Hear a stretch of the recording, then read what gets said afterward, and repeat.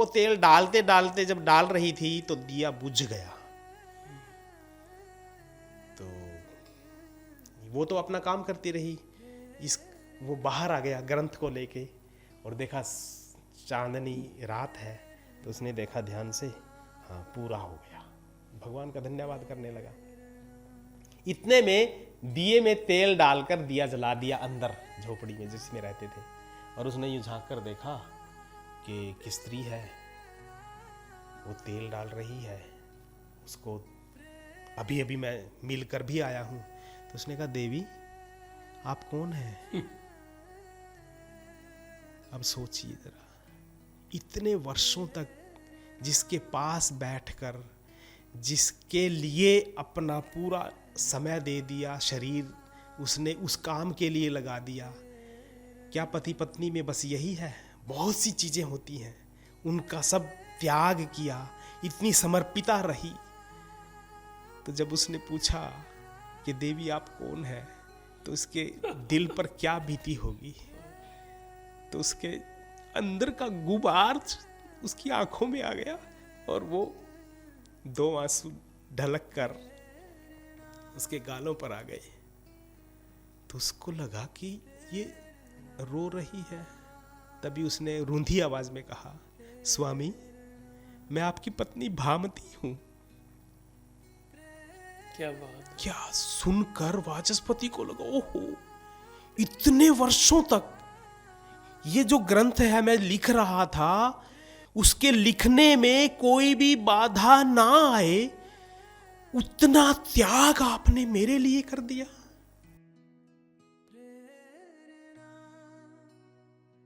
नमस्कार, प्रेरणावाणी केंद्र से मैं जय भगवान सिंगला।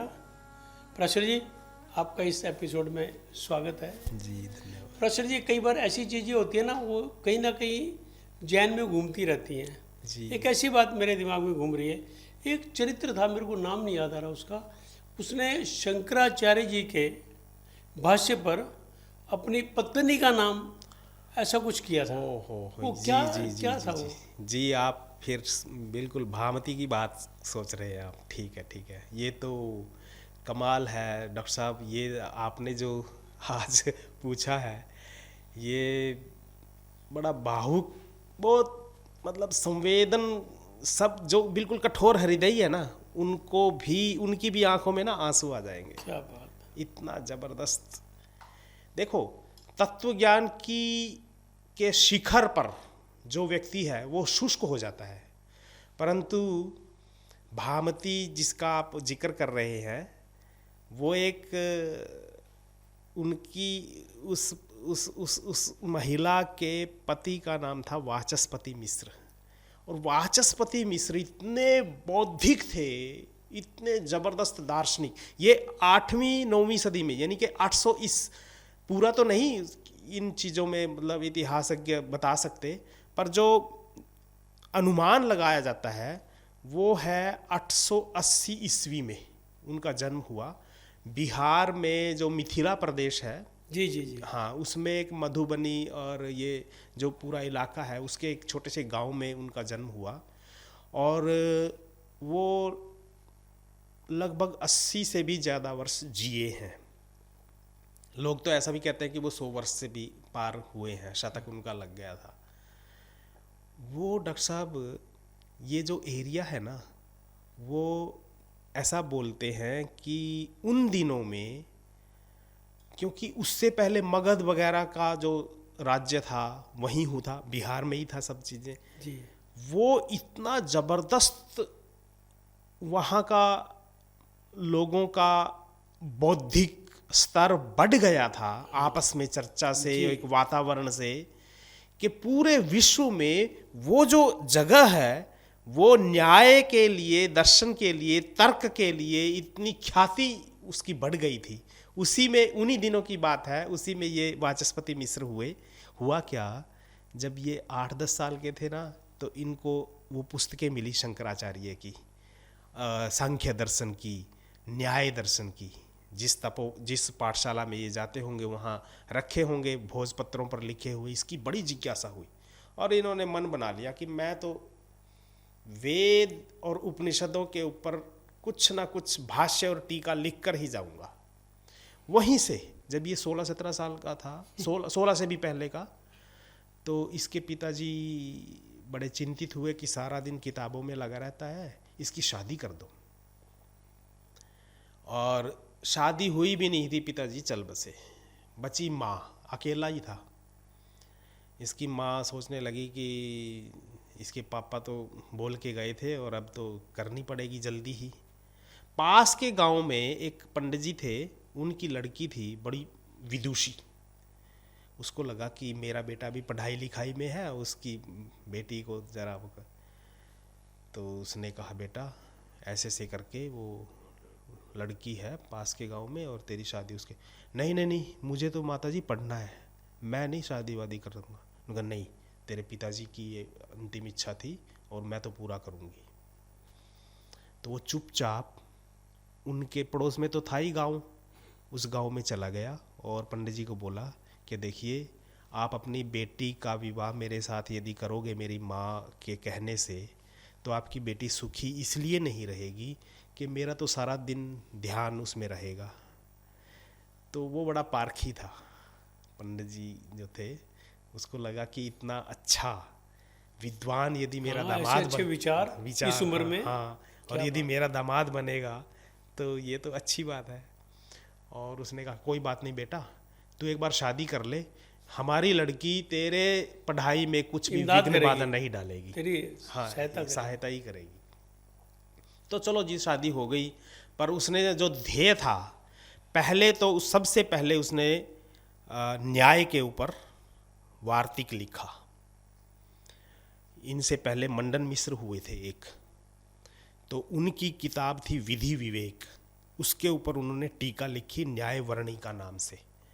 फिर सांख्य के ऊपर काम किया कि प्रकृति और पुरुष जो होते हैं, जो प्रकृति है वो जड़ है, परंतु उसके साथ यदि पुरुष यानी परमात्मा जो ईश तत्व है उसको रख देंगे तो उसमें चेतन शक्ति आ जाएगी। पर ये परमात्मा जो पुरुष है वो करेगा कुछ नहीं, करेगा सब कुछ चेतन, प्रकृति करेगी सब कुछ, पर उसका जो चेतना है वो यहाँ से मिलेगी। ये सांख्य दर्शन है, मतलब संक्षिप्त में कहें तो। उसके बारे में इन्होंने अध्ययन किया और इतना जबरदस्त उसके ऊपर लिखा, उन्होंने टीका लिखी। फिर मुड़े वो वैशेषिक की तरफ। फिर वैशेषिक में क्योंकि अणुओं की बात होती है, फिर मुड़े वो योग की तरफ, योगश्चित्त वृत्ति निरोधा। और उन्होंने योग के ऊपर भी इतना ज़बरदस्त काम किया, टीकाएं लिखी योग दर्शन के ऊपर भी। फिर मुड़ गए ये मीमांसा की तरफ। सांख्य, योग, मीमांसा, न्याय सबसे पहले कर लिया था उन्होंने, और वैशेषिक, और लास्ट में बचा वेदांत। मीमांसा, और जब वेदांत पर वो लिख रहे थे तो मीमांसा और वेदांत दोनों अधिकतर बार बार वेदों की बात करते हैं। वेदों के अर्थों को समझने के लिए किस प्रकार के कर्म हमें करने चाहिए, ये बात मीमांसा दर्शन बताता है। पर ये जो कर्म की प्रधानता है, इसमें वेदांत थोड़ा बिल्कुल अलग हो जाता है। इन्होंने क्या किया कि कर्म तो मनुष्य को चाहिए, अकेले ध्यान ये बैठकर और कर्म छोड़कर तो काम नहीं चलता। इन दोनों में उन्होंने सामंजस्य स्थापित करके एक पुल का काम किया। ये बहुत, मतलब दर्शन के क्षेत्र में इनका ये इतना बड़ा काम था, तो इसको वो उतारना चाहते थे और ये बड़ा कठिन भी था। ये उन्होंने संकल्प कर लिया, क्योंकि जब ये ख्याति बढ़ गई ना, तो इनके भोजपत्रों पर लिखी हुई टीकाएं और किताबें दूर दूर तक चली गई। फिर जो भी आते घर पर विद्वान लोग मिलने के लिए, इन्होंने कहा कि मैं कुछ वर्षों के लिए अब किसी से मिलूंगा नहीं, मैं काम कर रहा हूँ किसी प्रोजेक्ट के ऊपर, क्या बात। और मुझे अब मतलब ऐसा सोचो कि वो चले गए हैं इधर से। और सचमुच इन्होंने डूब कर काम करना शुरू किया, लिखना शुरू किया। हर रोज़ उठते, सुबह सवेरे उठते, अपना ध्यान, स्नान, मंद्या जो भी नित्य नियम करने के बाद, और ये जुट जाते लेखन में, पढ़ते लिखते, पढ़ते लिखते, समझते। अलग अलग तरीके से इन्होंने शारीरिक भाष्य के ऊपर जो शंकराचार्य का था ब्रह्मसूत्रों के ऊपर, उस भाष्य को अधिक लोगों तक कैसे उनका जीवन भी संवरे, भौतिक जीवन भी, इहलोक भी और परलोक भी, उस तरीके से मैं कुछ लिखूं। और उस वो साधना करने लगे, उस लय में वो लिखते चले गए। क्या बात। इस बीच जो माता थी वो गुजर गई। उसका सब कुछ किया उन्होंने, संस्कार किया, सब कुछ किया, परंतु लोगों को पता था कि ये अब बिल्कुल पागल जैसे हो गए हैं, इनको डिस्टर्ब भी नहीं करेंगे, इसलिए क्या करें, माता तो चली गई, इसकी पत्नी को लेकर आते हैं। और पत्नी आ गई, उसे कुछ सूझबूझ नहीं, उसको तो ना ग्रंथों से बस सुबह उठे, सब कुछ समय पर मिला। पहले उसकी माँ करती रही 2-4 साल, उसके बाद जब वो गई, चली गई, तो फिर वो पत्नी को ले आए, भामती। अब भामती जिसका पति सामने है वो लिख रहा है, विद्वान थी, कई बार लिखते लिखते अटक जाता था। और जैसे हम महाभारत और व्यास और गणेश जी की बात किया करते हैं कि गणेश जी को व्यास कुछ ऐसा बोलकर चले जाते थे और अपना नित्य नैमित्तिक काम करने के बाद वो सोचते थे कि क्या बोल कर गया है, कैसे लिखूं, इसका अर्थ किस तरीके से, जब तक वो अपना काम कर लेते थे और वो लिख देते थे। तो वह जो भामती थी वो जब वो अटक जाते थे वो पूछ लेती थी क्या हुआ, शायद इसका ये अर्थ तो नहीं होगा। तो उसने कहा हाँ हाँ ये अर्थ होगा, और लिख दिया। पर ये ध्यान नहीं दिया कि ये किसके साथ मैंने डिस्कशन की। इतना तल्लीन था वो, तल्लीन था, हाँ, पता नहीं चलता था उसको कि किसके साथ मैं बात कर रहा हूं, और लिखता ही जा रहा है, लिखता ही जा रहा है। कई वर्ष बीत गए। एक लोक कथा के अनुसार तो ऐसा है कि भामती के चेहरे पर भी झुर्रियां आ गई और उसकी भी दाढ़ी वाड़ी बढ़ गई, बिल्कुल कितने ही ऐसा मानते हैं।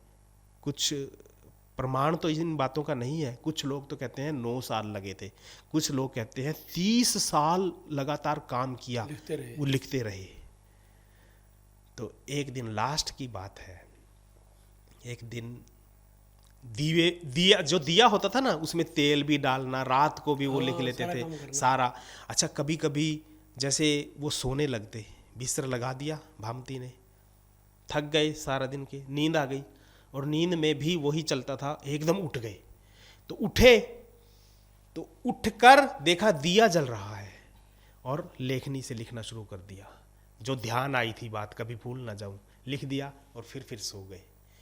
उस आदमी ने ये नहीं देखा कि ये दिया किसने जलाया और मेरे साथ में कौन है इधर दूसरे चारपाई पर, या जो भी होगा, कोई सो रहा है कि नहीं, कोई ध्यान नहीं, बस लिख दिया। रो इतनी सुविधा उस स्त्री ने इसके लिए जटाई, ये संजोई और दी ये सब चीजें। तो एक दिन उपसंहार चल रहा था ग्रंथ का, निष्कर्ष, अंतिम जो पंक्तियां हैं वो पूरी होने को थी, और उस दिन कहते हैं पूर्णिमा थी। दिए में तेल जो था वो बिल्कुल थोड़ा सा बचा था, वो चप चप चप चप करने लगा था। तो अंतिम पंक्तियां, वो दिए की तरफ देखा और ऐसे करके उसने अंतिम पंक्तियां लिखी। तो अब क्योंकि उसकी तंद्रा भंग हो चुकी थी, क्योंकि पूरा हो गया काम, अब वो इधर उधर भी देख सकता था।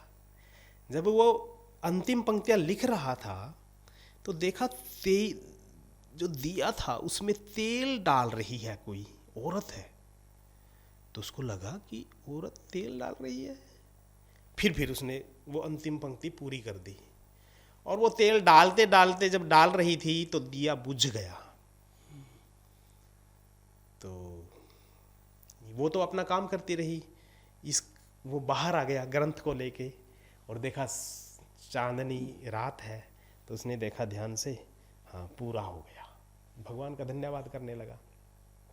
इतने में दिए में तेल डालकर दिया जला दिया अंदर झोपड़ी में जिसमें रहते थे, और उसने यूं झांक कर देखा कि स्त्री है, वो तेल डाल रही है, उसको अभी अभी मैं मिल कर भी आया हूँ। तो उसने कहा देवी आप कौन हैं? अब सोचिए जरा, इतने वर्षों तक जिसके पास बैठकर, जिसके लिए अपना पूरा समय दे दिया, शरीर उसने उस काम के लिए लगा दिया। क्या पति पत्नी में बस यही है? बहुत सी चीज़ें होती हैं, उनका सब त्याग किया, इतनी समर्पिता रही। तो जब उसने पूछा कि देवी आप कौन है, तो उसके दिल पर क्या बीती होगी। तो उसके अंदर का गुबार उसकी आंखों में आ गया और वो 2 आंसू ढलक कर उसके गालों पर आ गए। तो उसको लगा कि ये रो रही है। तभी उसने रूंधी आवाज में कहा, स्वामी मैं आपकी पत्नी भामती हूं। क्या बात है। क्या सुनकर वाचस्पति को लगा, ओहो, इतने वर्षों तक ये जो ग्रंथ है मैं लिख रहा था, उसके लिखने में कोई भी बाधा ना आए, उतना त्याग आपने मेरे लिए कर दिया। आप धन्य है देवी, मैं तो नाम भी भूल गया। उसने कहा मैं भामती। तो उसने कहा देवी ये जो मेरा ग्रंथ है, इसको शीर्षक तेरे नाम से ही देता हूं। ये वेदांत का, न्याय और वेदांत का जो पुल बनाया था, वेदांत के ऊपर भाष्य के शारीरिक भाष्य जो ब्रह्मसूत्रों के ऊपर का था, उसकी टीका है, ये उसका भाष्य है, उसका नाम दे दिया। परंतु नाम तुम्हारा चलेगा देवी, भामती। और वो भामती, उसने उस समय तो अपराध बोध था, पर जब नाम दिया, क्या बात। तो आज कैसे कैसे लोग हुए दुनिया में। हाँ जी, आज जब हम देखते हैं भामती इतना मोटा ग्रंथ है, बड़ा, तो जब यदि हमको वेदांत पढ़ना होगा, ब्रह्मसूत्र, तो भामती के बगैर हम उसका अर्थ नहीं लगा सकेंगे। तो यहीं काम नहीं रुका, फिर उन्होंने भामती का एक स्कूल निकाला। स्कूल मतलब एक ऐसा दर्शन परंपरा दी अपने लोगों को। उस भामती की जो टीका अपनी पत्नी के नाम से दी थी, वो और जो शंकराचार्य की परंपरा में था, उससे थोड़ा सा अलग, मीमांसा का उसमें पुट डालकर एक अलग ही दर्शन खड़ा कर दिया और इतना बड़ा काम किया। मतलब लोग कहते हैं ना कि भारत में कहाँ स्त्रियों की शिक्षा थी, परंतु ये भामती उसके साथ करती थी डिस्कशन। ऐसे ही मंडन मिश्र की पत्नी थी उभय भारती, वो भी वो तो शंकराचार्य और मंडन मिश्र का जब शास्त्रार्थ होता है उसमें जज बनती है।